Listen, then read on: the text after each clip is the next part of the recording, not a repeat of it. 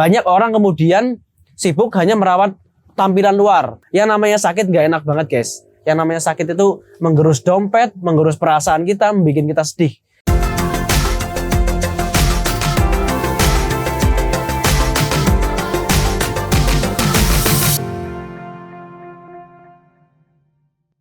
Bismillahirrahmanirrahim.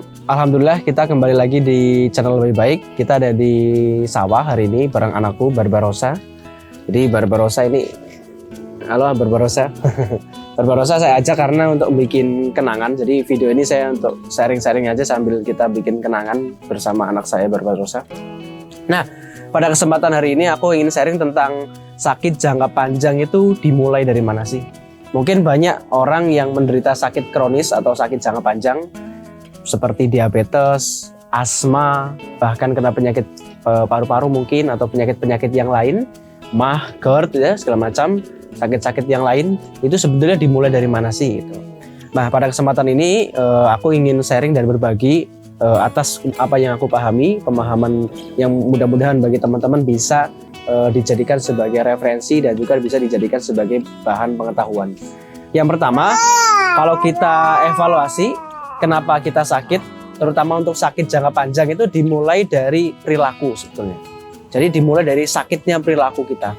Bagaimana sih perilaku yang sakit? Perilaku yang sakit itu perilaku yang kita tidak punya konsep keterampilan diri.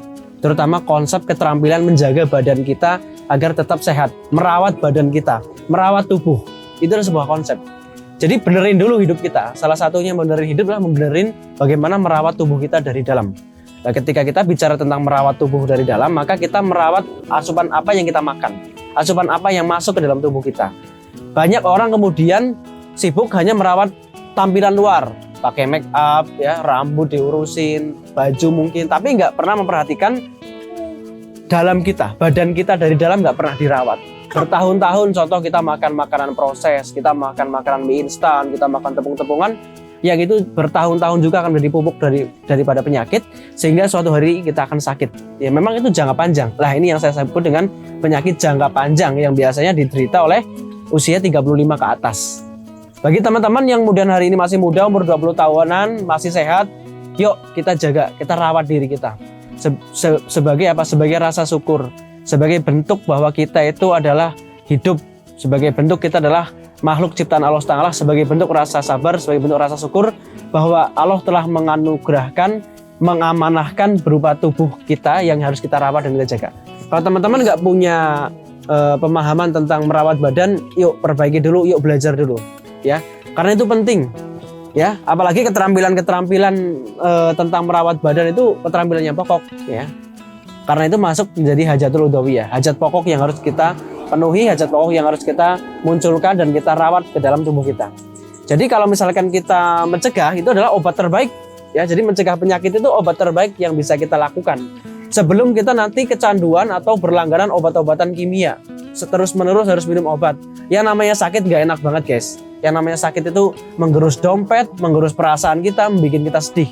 So ada waktu, ya, kita perbaiki, kita ubah hidup kita yang hari ini nggak sehat menjadi hidup yang lebih sehat. Mulai perbanyak air putih, mulai sarapan yang sehat, mulai memperhatikan masukan asupan. Jangan kemudian kita bergadang berlebihan. Dan akan banyak tipsnya. Salah kalau teman-teman terus pantengin channel Lebih Baik ini. Dan aku juga ada kelas tentang hijrah pola makan bagi teman-teman yang bersedia untuk membuka mindset baru, menambah wawasan, belajar bagaimana kita memperbaiki diri, ya, kita bengkelkan diri kita itu, yuk kita ikut kelas itu yuk gitu. Jadi sakit jangka panjang dimulai dari mana? Ini pesan yang ingin saya sampaikan ke teman-teman, bahwa sakit jangka panjang itu dimulai dari perilaku kita. Ya, jadi kontrol perilaku kita, jaga benar perilaku kita. Makanya disitulah pentingnya keadaban, pentingnya ilmu, pentingnya akidah, pentingnya keyakinan, pentingnya pemahaman, pentingnya mengerti, sehingga kita bisa beraction, bertindak, ya, dengan pemahaman, dengan ilmu, sehingga kita tidak akan jatuh pada sakit yang berkepanjangan. Dimulai dari sakit perilaku. Jaga perilakumu biar perilakumu nggak sakit, karena itu akan membentuk sakit dalam jangka panjang.